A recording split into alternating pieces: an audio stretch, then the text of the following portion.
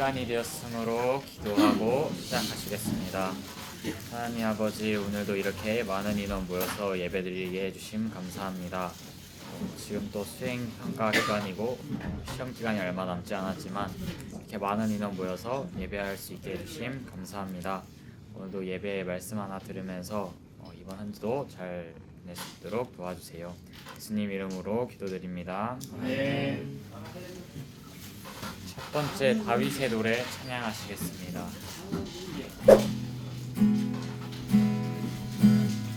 앞으로 보면 내 앞장에 있어요.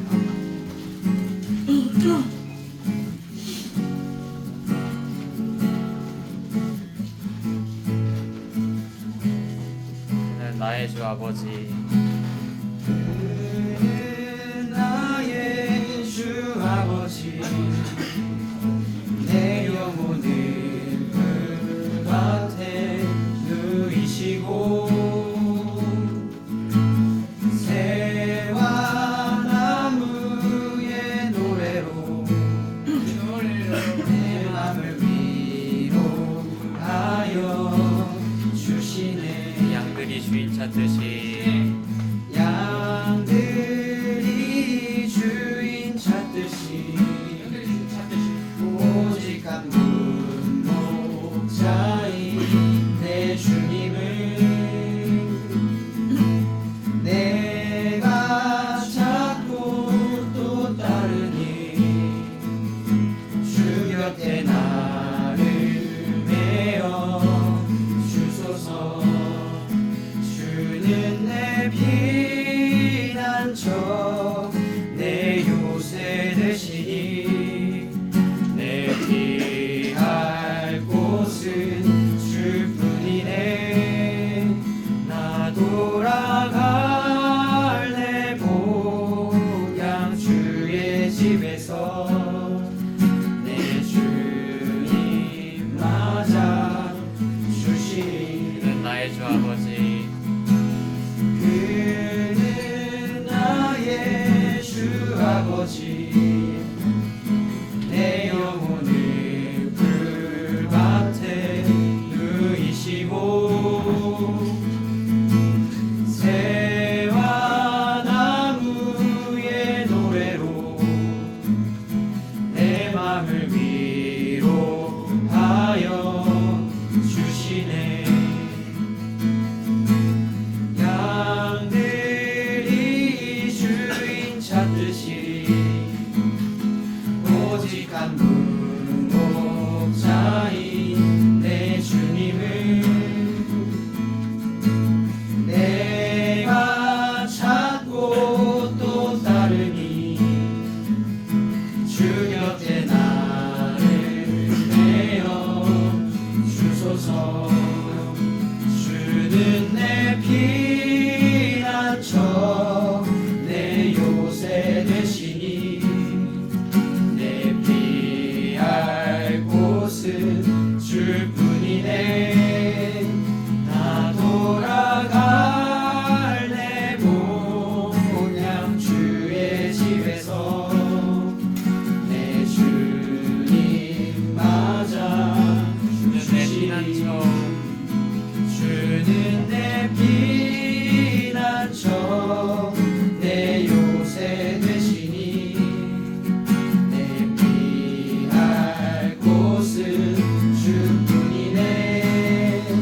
나 돌아갈래 고향 주의 집에서 내 주님 맞아 주시니. 다음 곡 행복 찬양하시겠습니다.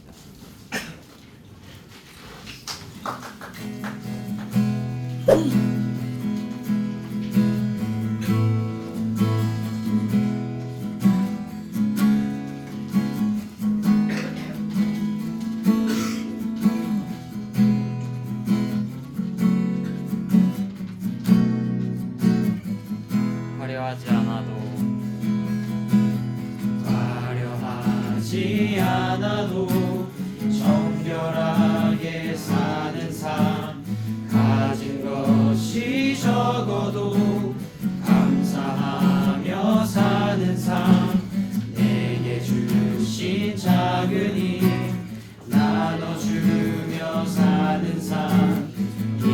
이것이 나의 삶의 행복이라오. 눈물 날 일 많지만 눈물 날 일 많지만 기도할 수 있는 것, 억울한 일 많으나 주를 위해 참는 것, 비록 짧은 작은 삶 주 뜻대로 사는 것, 이것이 나의 삶의 행복이라오. 이것이 행복이라오.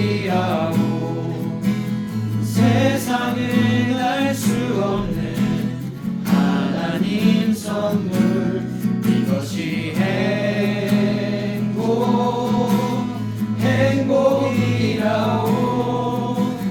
하나님의 자녀로 살아가는 것, 이것이 행복이라오. 화려하지 않아도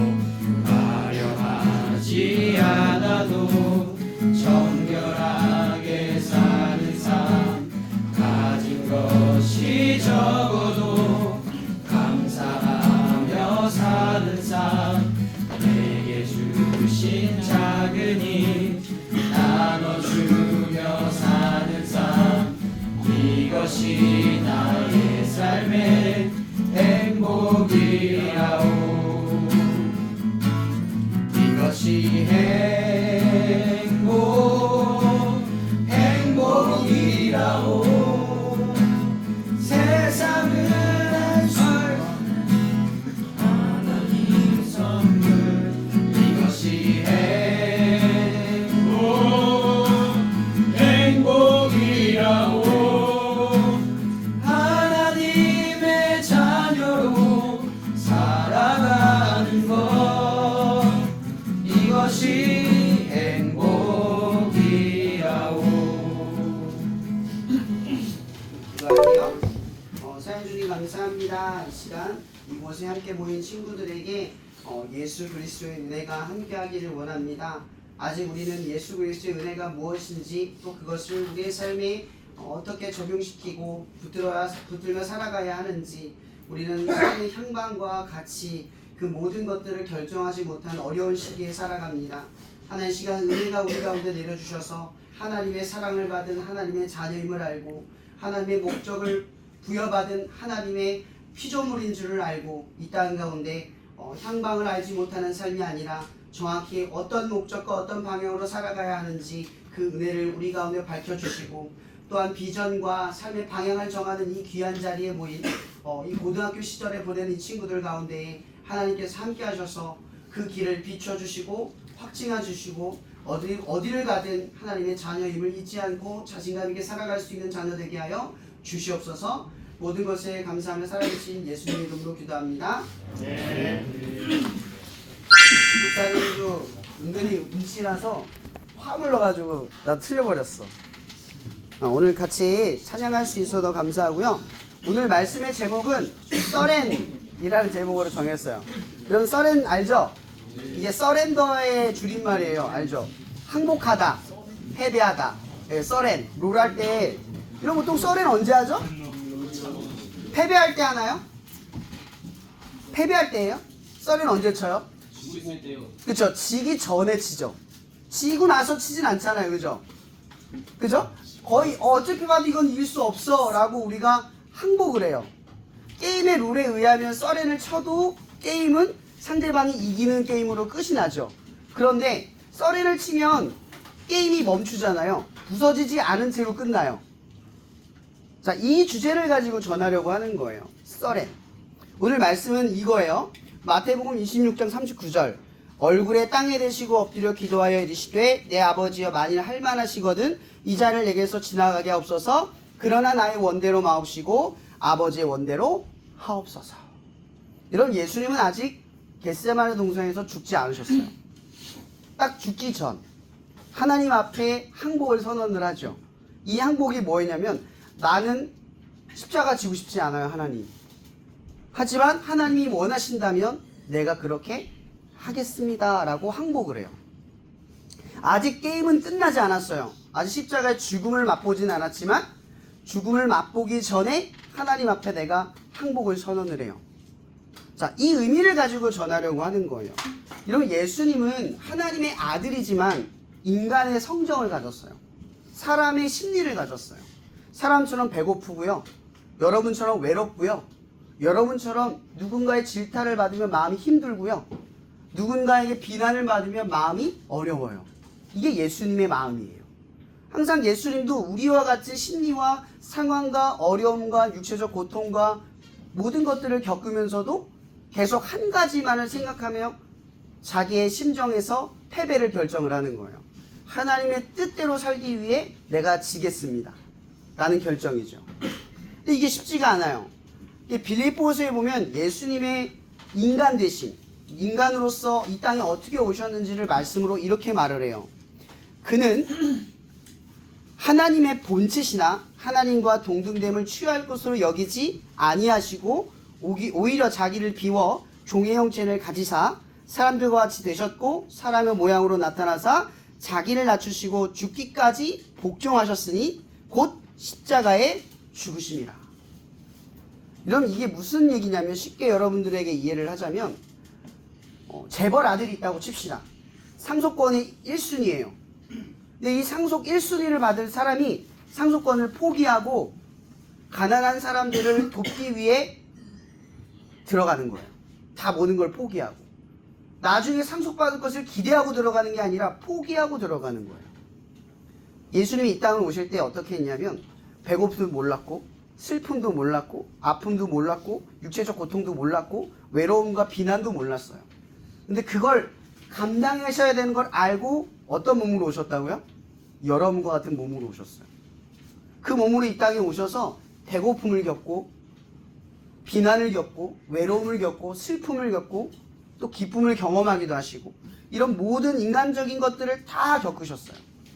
여러분, 예수님이 인간으로서 하나님의 아들로서 인간이셨어요. 여러분 손에 구멍이 뚫리면 감당하시겠어요? 나와 상관없는 사람들을 위해 죽는 일이 감당하시겠어요?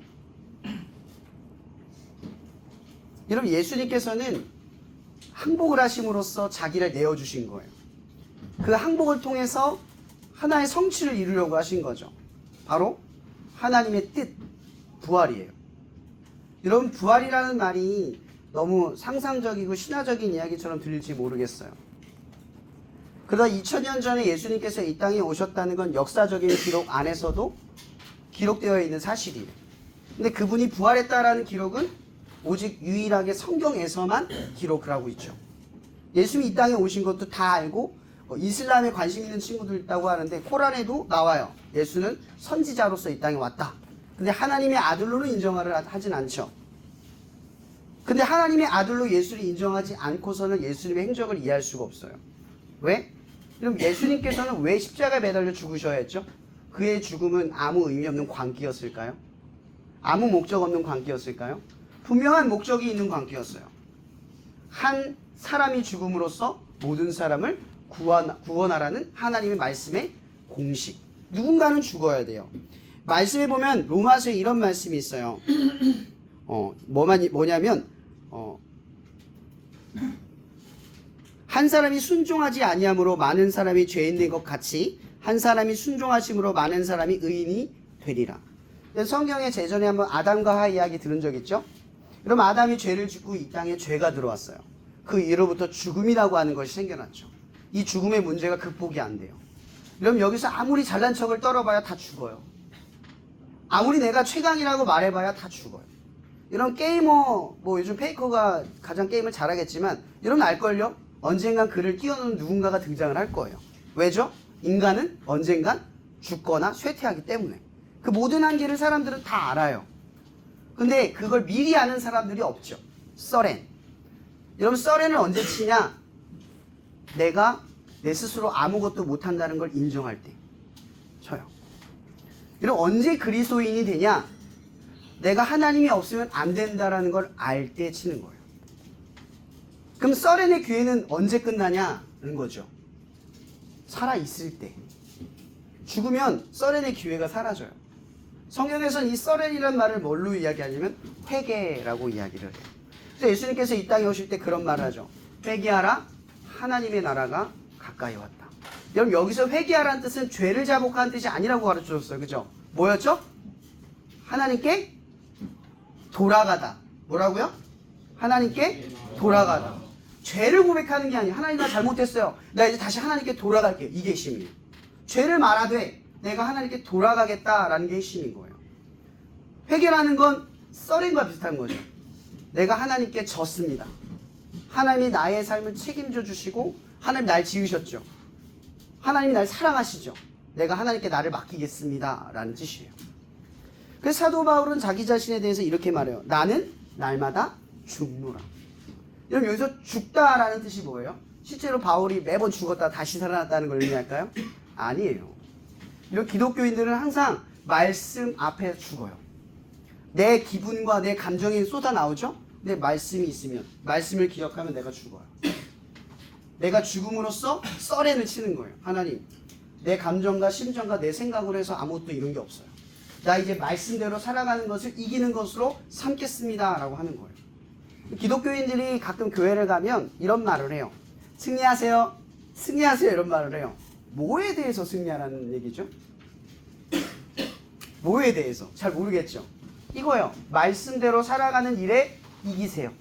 싸워서 승리함을 쟁취하세요. 이 뜻이에요.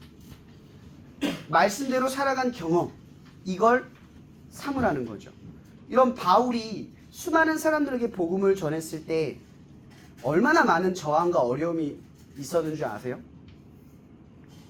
제가 성경을 읽다가 깜짝 놀랐어요. 물에 바닷가에 7일 동안 빠져 있었다가 살아난 경험도 있대요. 40번을 3번 가만 그 매를 3번이나 맞았대요. 거의 죽기 직전까지. 근데 바울이 그 기세를 꺾지 않아요. 삶의 목적이 분명한 사람들은 그 기세를 꺾지 않아요. 이런 성경에서 사도라고 하는 사람들이 있어요. 복음을 전한 사람들이에요. 근데 저 엄밀히 말하면 예수의 부활을 실제로 본 사람들을 사도라고 해요. 이런 성경에 나오진 않지만 12사도가 다 심각한 죽음을 맞이했어요. 십자가의 죽음을 맞이한 사람도 있고요. 빌립 같은 경우는 온 살갗이 꺾여져서 죽었다라는 이야기도 있어요. 굉장히 많은 사도들, 12명의 사도들이 다 순교했어요. 마지막 남은 요한마저도 반모섬에 갔었지만 나중에 결국 십자가에 죽겠다고 선언하고 죽음을 맞이했죠. 이런 우리가 예수님에 대한 이야기를 이 성경에 대한 사실을 믿지 못하더라도 우리가 한 가지 기억할 거 있어요. 사도들의 12명의 죽음. 여러분 이유 없이 죽는 사람이 있나요? 살다가 자기 목적을 다해서 죽는 사람은 있어도 이유 없이 까닭 없이 갑자기 죽는 사람들이 이유 없이 죽지는 않아요. 뭔가를 하다가 뭔가를 쫓다가 죽죠. 자기의 가치를 쫓아가다 죽어요. 맞죠? 모두가 그렇게 죽어요. 근데 예수를 쫓았던 12명의 사도가 예수의 길과 똑같은 길을 걸어요. 예수가 하나님께 썰엔한 것처럼 이 사도들도 예수님 앞에 썰엔을 하고 가는 거예요. 그들이 그렇게 고백을 하는 거죠. 나는 날마다 죽노라. 매일 썰엔을 치는 거예요. 하나님 나는 내 힘으로 안 돼요. 그러니 하나님이 책임져 주세요. 하나님 나는 내가 해본 대로 해봤자 안 돼요. 그러니 하나님이 나를 다스려 주시고 이끌어 주세요. 이거예요. 이런 우리가 복음을 왜 믿냐고요? 여태까지 여러분들이 해본 대로 다 해봤죠. 여러분의 삶은 만족스럽나요? 원하는 것을 얻은 적도 있을 거예요. 그러면 행복해야죠. 많은 현대 현대 문명의 인류들이 착각하는 게 있어요. 이런 철학은 인문사에 있어서 가장 고등한 학문이에요. 근데 지금 대부분의 철학은 여전히 고대 철학에서 끄집어와요. 우리가 볼 땐 과학의 문명이 우리의 인문학을 발전시킨 것 같지만 오히려 우리 인문학은 더 저질스럽게 떨어졌어요. 그 결과가 뭔지 아세요? 과학의 발달로 여러분들이 풍요를 겪죠. 혹시 여기 중에 먹고 입고 자는 것 중에 오늘 어제 비 왔는데 밖에서 잔 사람, 어제 하루 종일 걸식한 사람 없죠? 그냥 누가 이런 얘기를 하더라고요. 사람은 동물과 다른 게 있대요. 동물은 먹고 마시고 입는 게 제일 중요해요. 이것만 충분하면 사는 게 행복해요. 근데 인간은 어때요? 여러분 먹고 자고 입는 거 요즘 불에 이거 없는 사람 있어요? 뭐 먹고 싶은 거 못 먹는 사람이 있겠지만 굶는 사람은 없어요.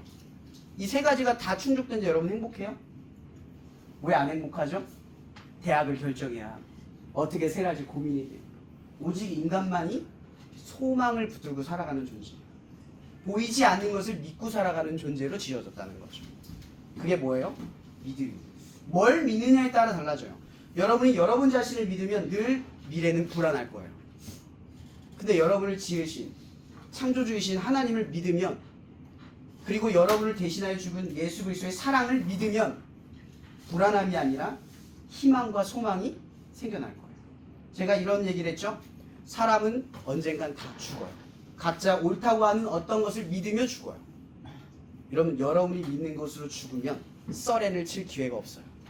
그러나 하나님을 믿고 죽음으로 나아가면 중간에 썰엔을 치고 하나님이 여러분의 인생을 책임질 기회가 찾아온다는 거죠. 여러분의 삶을 하나님이 책임져 주시기를 바랍니다. 미래에 대한 두려움보다 하나님을 믿는 마음 때문에 위로를 받고 용기를 얻어서 소망을 갖고 살아가는 여러분이 되길 바라요. 그럼 저는 사춘기 시절에 굉장히 가난하고 힘든 걸시, 뭐 집도 없음 다 겪어봤어요. 가끔 어떤 분이 저한테 그래요. 어떻게 그런 환경에서 이렇게 올바르게 자라왔어요? 저는 이렇게 얘기합니다. 가난하다고 도둑놈 되지 않아요. 선택이에요. 그럼 제가 이런 얘기를 하는 이유는, 이런 믿음이라는 소망이 있으면 가난한다는 핑계 때문에 삶을 더 무너지게 가지 않아요. 근데 하나님을 믿는, 하나님의 사랑을 받는 자녀라는 믿음과 방향이 있으면 어때요?